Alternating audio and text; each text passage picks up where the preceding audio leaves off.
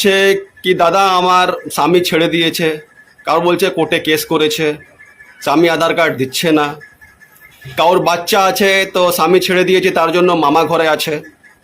তো এই মহিলাদের জন্য বলছি কি আপনারা প্রথমে নিজের পঞ্চায়েত অফিস, না পূর্বসভা অফিস, না BDO office, SDO office, DM office, MLA সাহেব সঙ্গে যোগাযোগ করুন কি আমার এ সমস্যা। যে ফর্ম দিয়ে হয়েছে 12 পাতাতে, আগে নিয়মটাকে জানবেন, এখন নিয়মটা চেঞ্জ হয়েছে, মানে নাই কি সব কিছু লাগবে। ঠিক আছে, ওখানে যে রিকোয়েস্ট করবেন কি হ্যাঁ হ্যাঁ স্যার আমার বৌদির সঙ্গে আমার কথাবার্তা নাই, বৌদি বাড়িতে শান্তি করছে, 4 ভাই দিচ্ছে না, তো কিছু না কিছু নিশ্চয় রাস্তা বেড়াবে এখানে, কিছু না, এটা আমি ভরসা, আমার মন বলছে। ঠিক আছে, ওখানে যদি না পারছেন তা আপনার শুভেন্দু অধিকারীকে রেজিস্ট্রি পোস্ট চিঠি করুন, রিকোয়েস্ট করুন। এটা টিএমসি গভর্নমেন্ট নয়, এটা বিজেপি গভর্নমেন্ট। আপনার যে তোলাবাজি পয়সা লাগবে কোনো, আপনার সে কিছু লাগবে না এখানে।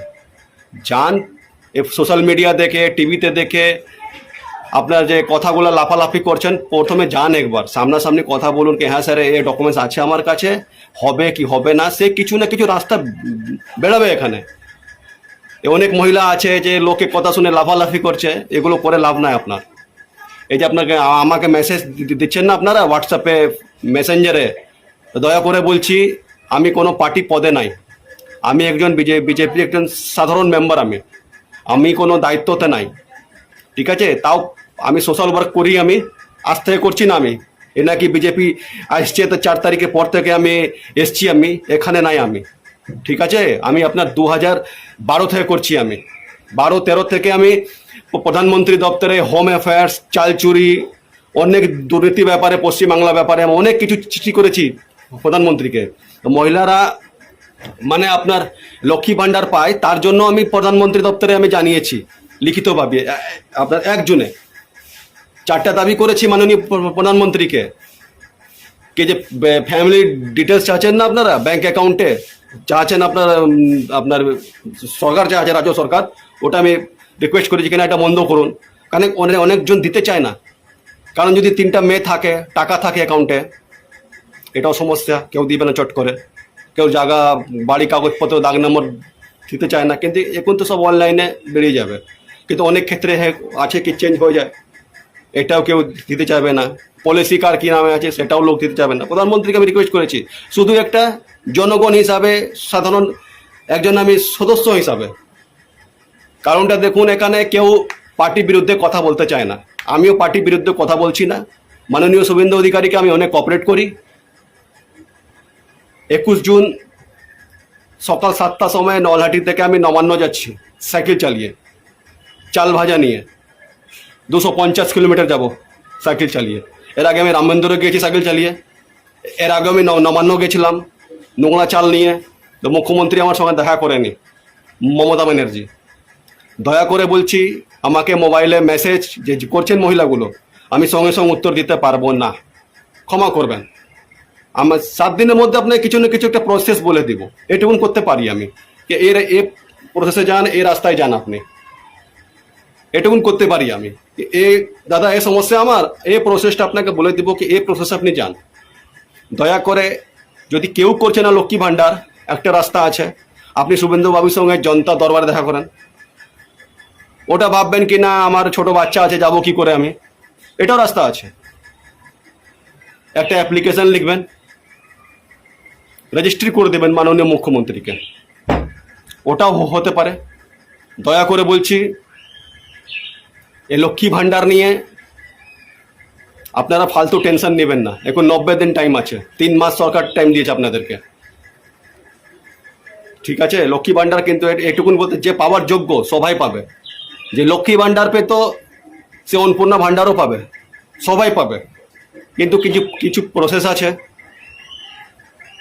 ঠিক আছে, তার জন্য বলছি যে পশ্চিমবাংলা মহিলাগুলো যে লক্ষ্মী ভাণ্ডার নিয়ে খুব টেনশনে আছে, ফালতু আপনার টেনশন নেবেন না, সবাই পাবেন, যা প্রসেস আছে পাবেন। মানে নাই কি সব কিছু ডকুমেন্টস বলবেন ওখানে কি স্যার আমার কাছে নাই, রিকোয়েস্ট করুন। তোমরা বন্ধুরা মানো কি না মানো, ঠিক আছে, তোমরা দেখতে পারছো চোখে, তোমরা কেউ অন্ধ নও। এটা তো বলতে পারো যে প্রাক্তন মাননীয় মুখ্যমন্ত্রী যিনি ছিলেন, তিনি এখনো কিছু মানুষের মুখের অন্ন কেন, তার জন্য যারা অন্ন খাচ্ছে তারা কাকে? তারা হচ্ছে গদি মিডিয়া, তারা হচ্ছে টুম্পা সোনা, তারা অঙ্কিতা বিশ্বাস। এই সকল মানুষগুলো যদি মমতা ব্যানার্জিকে না ভাঙিয়ে খায়, তাদের কন্টেন্ট বাজারে বিক্রি হবে না।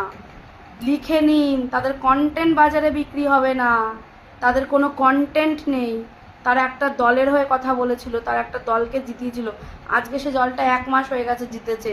তারা সেই দলের হয়ে কোনো ভালো কাজ করে না, তারা দলের কোনো প্রচার এখন আর করে না। তারা শুধুই ওই এক্স মাননীয়াকে নিয়ে কন্টেন্ট বানায়। তারা শকুনের মতন চেয়ে থাকে কখন এক্স মাননীয়া কিছু বলবে, তার উপরে ছাপাবে। এটাই হচ্ছে তাদের রুজি রোজগার। তোমরা মানো কি না মানো, এটাই বাস্তব।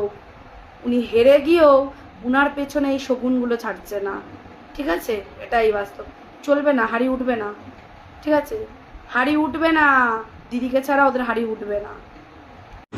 মাননীয় মুখ্যমন্ত্রী, আমরা 2 মাসের লক্ষ্মীর ভাণ্ডার পাইনি এখনো। লক্ষ্মীর ভাণ্ডার আটকানো আছে। দয়া করে আমার লক্ষ্মীর ভাণ্ডারটা দেবেন, এটাই আশা করি। আর মমতা বন্দ্যোপাধ্যায়, ঋতব্রতকে বলি, আপনার যদি এত শ্বাসকষ্ট হচ্ছিল তাহলে আপনি ভোটের আগে মমতা বন্দ্যোপাধ্যায়ের সিম্বল নিয়ে আপনি জিতলেন কেন? জিতেছেন তো মমতা বন্দ্যোপাধ্যায়ের সিম্বল নিয়ে, মমতা বন্দ্যোপাধ্যায় মুখ দেখিয়ে। আজকে আবার মুখে এত বড় বড় কথা আসছে কিসের জন্য?